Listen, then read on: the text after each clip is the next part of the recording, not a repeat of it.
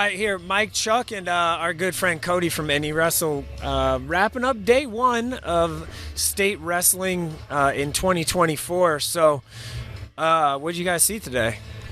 I saw A lot. Besides, like, a lot. I saw a lot of competitive matches.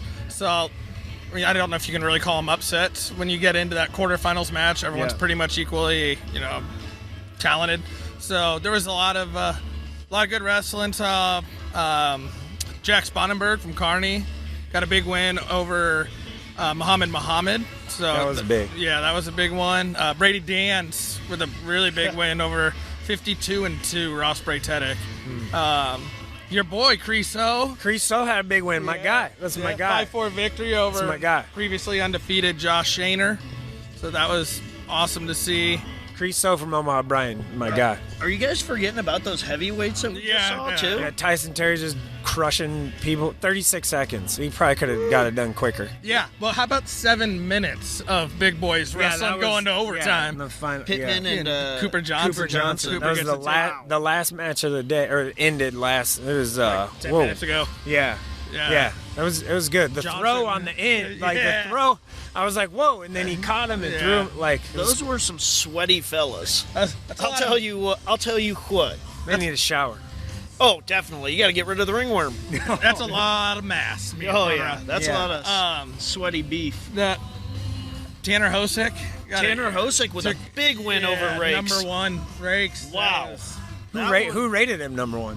Me. Okay, I'm just making Kid sure. hadn't lost. Just making sure. He hadn't lost an in-state match until district finals. So. Tanner Hosick took it personal. Yeah, he should. Yeah. I mean, the kid's one of the best athletes. He's one of the all-around athletes. I mean, 2-time state placer in tennis, going to play baseball at UNO, and he's 3-time medalist here at state already. So I mean, he's going for a state title and been a state finalist. Yeah.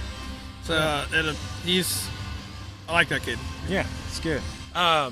One cool thing we did see today in the first round, Logan Glenn.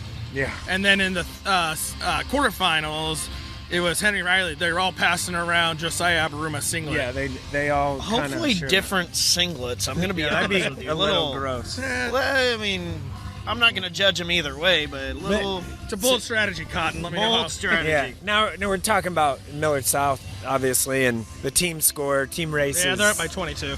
Yeah, they're 29. They're very much so a race for second right now. It ain't over, but in they've pushed Class the next guy over.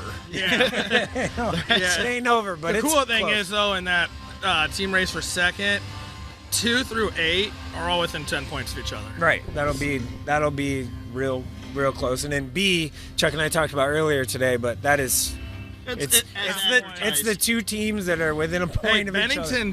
And Bennington's right there. Yeah. So we said that on Monday, though. Yeah, if people watch our show, our state preview show, we said that it would be. They have maybe the right Bennington. draws. So. Oh yeah. We said Bennington's got enough firepower to keep up. And Coyle and Wilty both advance, and that could become. Bill Walk and Palmer. Yeah. I think those are the 2 big finals everyone's kind of looking forward to. That would be fun. That whole. What was it? The Class A 126 we were talking about on Monday. Tough, I mean, Gates got a win over Akerson. That he had lost Akerson previously this year, so that was a big one.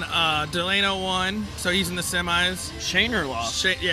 We mentioned that with him losing to Cree, so that should be on the top side is Ekdahl and Creso.